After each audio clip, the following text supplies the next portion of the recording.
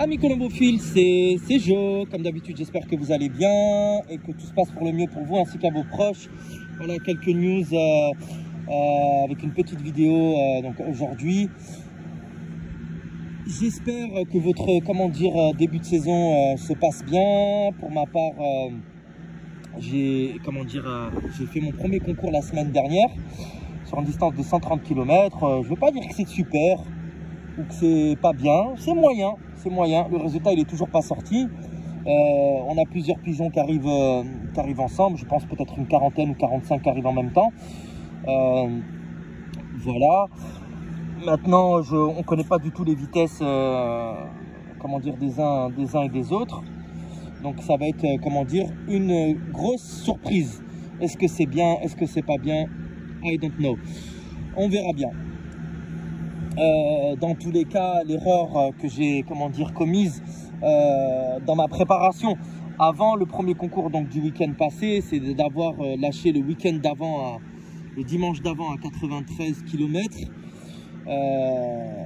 les pigeons alors qu'il y avait des orages. Il y avait des orages et puis j'ai lâché tard à 17h38 à 93 km. Et du coup, les pigeons ont beaucoup tourné sur le lieu de lâcher.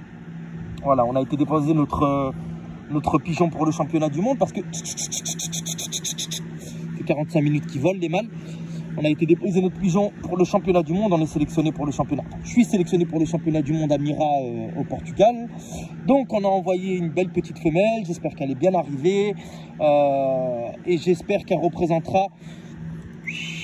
J'espère qu'elle représentera la 11e région, enfin surtout la France, surtout la France. Enfin, pas la 11e, la France plus particulièrement. Et puis qu'elle puisse en tout cas aller jusqu'à la finale, si Dieu le veut. Donc on a déposé cette femelle, voilà, et en même temps on a fait une pierre de coups parce que l'amateur chez qui on a déposé la femelle, il habite dans le département 49. Et on a lâché les pigeons pas loin de chez lui, donc ça nous fait à peu près 93 km à vol d'oiseau. Mais voilà, comme je vous disais le dimanche d'avant, les pigeons ils ont beaucoup tourné sur le lieu de lâcher et le ciel était laiteux, c'était pas du tout un ciel comme ça avec des beaux nuages. J'ai pris un gros risque. Quand je suis arrivé à la maison, j'avais pas mal de pigeons qui étaient là, donc ça c'était le point positif. À l'heure où ils sont rentrés, j'en savais trop rien en fait, parce que j'avais pas mis l'électronique. Donc je sais pas du tout à l'heure à laquelle ils sont rentrés et puis j'ai dû laisser au moins 10 ou 12 yearlings et plus particulièrement des tardifs. Voilà, des tardifs, j'avais beaucoup élevé de pigeons en juin, juillet, août, septembre, octobre, même jusqu'à novembre certains étaient nés aussi sevrés en novembre. Pourquoi? Parce que mon premier et deuxième tour, et voire même mon troisième tour, je l'avais vendu. Ce qui fait que moi, j'ai pu élever qu'à partir du mois de mai, on va dire, pour moi. Mai, juin, une connerie comme ça. J'avais que 12 pigeons, moi, l'année dernière, élevés en février-mars, que j'avais gardé exprès. Et tout le reste, c'était vraiment des tardifs, quoi, des pigeons élevés à partir de mai, juin. Donc c'est très dur, très dur de pouvoir les garder. On en perd beaucoup. Surtout qu'ils n'avaient pas du tout été entraînés de l'hiver, ni en septembre, ni en octobre, ni en novembre, ni en décembre. Et ben du coup, c'est la dure loi de la colombophilie, hein. C'est même pas une question d'origine, c'est même pas une question de... Ça rentre plutôt dans le management. Il est important, de les entraîner tout l'hiver, dans la logique des choses. Même s'il y a la chasse, il faut y aller entre midi et 2 et leur donner un maximum d'expérience. Voilà, il faut y aller en septembre, on a toujours des belles arrière-saisons, octobre, novembre, décembre. Il ne faut pas hésiter à les lâcher un maximum et puis il faut qu'ils développent leur boussole. Parce que sinon, ce qui se passe, c'est que vous en perdez plus de la moitié. T'en as 100, il t'en reste même pas 50 à la fin. Et c'est pas une question d'origine, encore une fois, hein. T'auras beau baguer sur tes meilleurs reproducteurs, c'est juste que c'est les tardifs, en fait, c'est comme ça. Chez tout le monde, c'est pareil, hein. Moi, je discute avec énormément de colombophiles expérimentés qui ont tout essayé. T'as beau même les entraîner tout l'hiver, c'est compliqué. Voilà, c'est compliqué. Faudrait limite en fait les jouer, par exemple là, tous les tardifs nés en 2021, faudrait les jouer sur quelques concours de vitesse, histoire de faire une sélection avec éventuellement peut-être un concours de demi-fond en sélection finale. Et puis c'est l'année d'après en fait que vraiment on arrive à en tirer quelque chose. Mais il y a une quantité monstrueuse de tardifs qui disparaissent, qui se perdent. Ils ont, je sais pas, c'est leur boussole, elle a du mal à se développer ou c'est très compliqué les tardifs. Voilà, donc on va, je pense, moi je vais élever là cette année en tout cas. Là j'ai racouplé tous mes reproducteurs pour les gens qui ont réservé des pigeonneaux chez moi. Et c'est bien parce que les gens qui ont réservé des pigeonneaux chez moi, c'est uniquement des gens intelligents, comment dire, psychologiquement. C'est pas des gens qui vont me casser les pieds parce qu'il y a un retard de titre de transport, titre de, comment dire, de propriété qui n'a pas été envoyé ou un pédigree qui n'a pas été envoyé en temps et en heure. Et de toute façon, je le dis et je le redis, j'ai pas besoin de vendre des pigeons pour vivre. Il y en a certains qui pensent que mon frigo il est vide ou mes placards sont vides. J'ai pas besoin de ça, j'ai un très bon salaire. Benoît il a un très bon salaire, on vit très bien et on n'a pas besoin de vendre des pigeons. Maintenant, je ne mettrai plus jamais d'annonces ni sur Facebook, ni nulle part. Limite, j'ai pas besoin de vendre de pigeons. Les gens qui veulent acheter des pigeons, ils ont qu'à me contacter et on verra si j'ai quelque chose à vendre ou pas. Mais je suis absolument pas, j'attends pas après ça. Voilà, que ça soit très clair. Parce que t'en as certains qui sont capables de dire vraiment des saloperies sur toi. Tu leur vends un pigeon ou deux et après ils te font passer pour un escroc. Franchement, restez à vos places. Soit arrêtez de raconter des conneries, arrêtez de dire de la merde sur les réseaux sociaux. C'est toujours les mêmes personnes, des microbes qui racontent des conneries. Tu vends un pigeon à un gars, il va te dire ça y est, j'ai acheté des pigeons chez lui. Tu as acheté un pigeon, tu n'as pas réussi avec. Il faut de la chance. T'imagines, j'ai 150 couples de reproducteurs. Tu as acheté un pigeon parce que tu n'as pas les moyens d'acheter 10 ou 15, un seul. Moi, je ne sais pas comment il est ton colombier chez toi. Je ne sais pas comment tu manages, je ne sais pas comment tu nourris, je ne sais pas comment tu traites tes pigeons. Il faut de la chance. Imagine un pigeon. Il y a des fois, il y en a un, il va acheter un pigeon, il va réussir. Et un, il ne va pas réussir. Tu vas acheter 20 pigeons à la station d'élevage naturel. Ben, si t'en restes 5 à la fin, ben, franchement, je t'applaudis. Parce que c'est pareil, il faut arrêter de croire que chez tous les colombophiles, il n'y a que des cracks. Non, non, il n'y a pas que des cracks. Il y a aussi du déchet. Il y a du déchet chez tout le monde. Et moi, le premier. Chez Verker, qui commence avec 289 pigeons en début de saison. À la fin de la saison, quand je regarde les résultats de la fin de la saison, il n'en loge plus que 138 pigeons ou 148 pigeons. Des fois, sur un concours, il peut perdre 41 pigeons. Un jour, il a eu sur Vierzon, c'était il y a 2 ans, concours très difficile, des yearlings. Bam! Inexpérimenté. Voilà. 41 qui sont jamais revenus. Il n'a jamais eu de nouvelles de ces yearlings. Il me l'a dit de sa propre bouche. Je lui ai dit, Bass, j'ai vu que tu commençais avec 289 pigeons. Comment ça se fait à la fin? Il t'en reste plus que 150 ou 160. Il m'a dit, comme tout le monde, je perds. J'élève aussi beaucoup de tardifs, j'élève aussi beaucoup de mes voyageurs. Et des voyageurs qui n'ont pas forcément de palmarès. Parce que Bass, il élève une tournée de ses reproducteurs, une deuxième tournée de ses reproducteurs et une tournée de ses voyageurs. Mais ces voyageurs, parfois, il m'a dit de sa propre bouche, c'est du test. C'est pour voir s'il n'y a pas un reproducteur éventuellement dans ces voyageurs-là qui pourrait se déclarer reproducteur. Et dans ceux-là, malheureusement, comme il dit, il y a des fois, non, c'est pas des reproducteurs, c'est juste des voyageurs. Voilà, donc ils se retrouvent avec, comment dire, des taux de perte qui sont assez impressionnants. C'est pour ça, on back toujours de nos meilleurs voyageurs. Surtout toi, ami colombophile, si tu es jeune colombophile et que tu débutes, va pas te prendre la tête à essayer de mettre 40 000 reproducteurs chez toi. Fais-toi la main avec des pigeons pas très très chers. Et tous les ans, avec ces pigeons pas très très chers, tu vas faire ta sélection. C'est-à-dire, tu vas commencer avec 20-25 pigeons la première année, il va t'en rester 4 ou 5. Ça se trouve, les 4 ou 5, ça va être des super. Tu vas commencer à élever avec ces 4 ou 5. Tu vas aller en racheter encore des pas très chers. 15, 20. Au marché de Lire, tu vas en Belgique, tu as des pigeons à 20, 25 euros, 30 euros. Tu vas à la fin du marché, il y en a même à 15, 20 euros.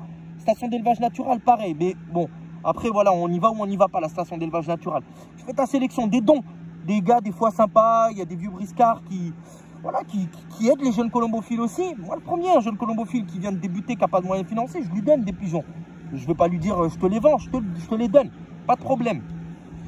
Pour aider, au contraire, tu vas te faire la main. Et tous les ans, t'en restes 4, 5, 6, 7, tu vas progresser sur la médication, tu vas avoir de la théorie nécessaire pour pouvoir progresser. Voilà, tu te perfectionnes. Il y a toujours 3 parties, la théorie, la pratique, le perfectionnement et l'approfondissement. Voilà, et avec ces 3 parties-là, 1 an, 2 ans, 3 ans, tu dois progresser, surtout si tu as un bon coach. Tu vas progresser au niveau des compléments alimentaires parce que tu auras assez de théorie, au niveau de l'alimentation, au niveau de l'entraînement, au niveau de la médication, au niveau de ci, au niveau de ça, au niveau de la motivation, au niveau des techniques de motivation, au niveau de beaucoup de choses. Tu vas avoir un œil plus averti. Voilà, c'est en forgeant qu'on devient, comment dire, forgeron, et tu vas te forger une belle expérience que tu pourras après transmettre toi, après de nouveau à des jeunes colombophiles. C'est comme ça. Faut pas être avare et garder tout pour soi. Donc, tu commences avec des pigeons pas très chers ou des œufs. Voilà, tu contactes des colombophiles qui veulent te vendre des œufs. Des fois, il y en a qui vendent des œufs, des fois 5 €, 10 € l'œuf. Tu achètes des œufs, 10, 15 œufs chez un bon colombophile. Hop, tu les mets à couver sous des reproducteurs et tu joues avec ça. Pas des tardifs, hein. Des pigeons qui sont nés en mars, avril. C'est parfait, février, mars, avril. Il y en a des colombophiles qui peuvent te faire des dons d'œufs. Et ça, c'est la perfection. Tu fais ça, et voilà, après tu fais ta sélection. Et tout ce qui a bien marché, la première année, forcément, tu vas avoir des lacunes. La deuxième année, tu vas progresser. Troisième année, normalement, tu es bien. Surtout avec des pigeons de 2 ans, 3 ans, c'est l'âge où ils sont vraiment au top. Et dès 1 an, alors qu'on joue en jeune, si tu es bien suivi par un super coach, avec des 1 an et des 2 ans, tu casses la baraque, mon gars. Tu regardes les classements n'importe où, hein, en Belgique, en Allemagne, aux Pays-Bas, même en France. Hein, la plupart des pigeons qui tapent, c'est des yearlings et des 2 ans, voire des 3 ans. Après, ils sont trop vieux, sauf pour des pigeons de fond grand fond. Ça y est, c'est la limite. Franchement, la limite d'âge, 1 an, 2 ans, 3 ans, tu tires le maximum de tes pigeons. C'est la fleur qui est en pleine éclosion, elle est belle, elle est éclatante. Ben, le pigeon, c'est pareil. Après les 3 ans, il commence à y avoir une diminution. Le pigeon, il est moins dedans. Soit tu finis par le perdre, soit c'est rare qu'un pigeon de vitesse demi-fond, il a jusqu'à l'âge de 5, 6 ans, 7 ans sans que tu le perdes. Et s'il est encore là, franchement, c'est très rare. C'est très rare. Il y en a, mais attention, c'est des cas particuliers. Et après, dans les pigeons de fond, grand fond, ouais, tu as des pigeons de 4 ans, des pigeons de 5 ans, 6 ans, qui n'ont pas été cramés. Ils ont joué doucement, ils ont fait 4-5 concours de vitesse peut-être la première année. Après, la deuxième année, le gars, il les a mis... je parle des gens qui vont doucement. Moi, j'aime bien les gens qui vont doucement, surtout pour les fonds grands fonds. Je parle pas des gens qui crament leurs pigeons dès la première et deuxième année, qui les envoient même à 1 an à 800-900 km. Pour moi, ça, c'est pas... Ça, pour moi, c'est mon avis personnel, tu les crames. Voilà, je ne suis pas partisan de cette méthode-là. Voilà, pour moi... 4-5 concours de vitesse la première année, 1 ou 2 demi-fonds jusqu'à 450 km, 500 maximum en yearling, c'est bien. Après la deuxième année, allez, 7-8 concours de vitesse, 2-3 demi-fonds à plus de 400 km, c'est bien, et 1 ou 2 concours de fond. Et après la troisième année, ils sont, ça y est, c'est le papillon qui sort du cocon, ils sont prêts. Tu peux les mettre à 800, 900, à 1000 km.